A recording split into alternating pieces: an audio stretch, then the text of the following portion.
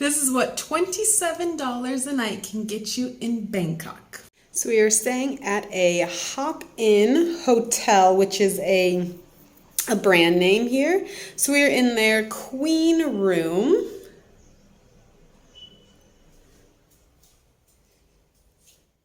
Comes with a desk and a mini fridge. You've got the TV, which we haven't even turned it on yet. A nice little closet over there. Air con. Here is the bathroom. Western toilet with a sprayer. A shower. And it does come with shampoo and body wash. This is our view. And then we have, oh yeah, this is our closet again.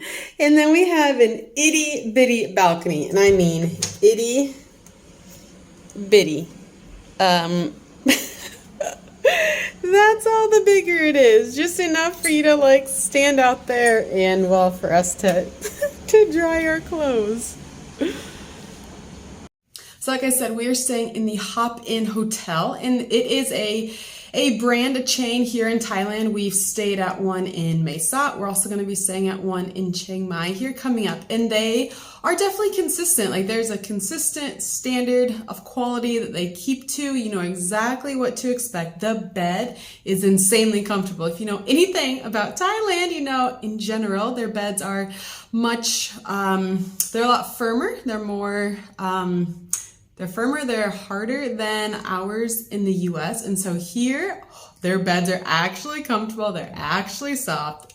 So we are in Sukhumvit, that area of Bangkok. So we are about a 3-minute walk from the OnNut BTS station. So it's super conveniently located. It's right across the street from a 7-Eleven and a massage place. And we've definitely had multiple massages since we've been here for about a week now. As always, like the video, subscribe for more unique travel adventures, leave me a comment in the next video. I'll be right here in 3, 2, 1.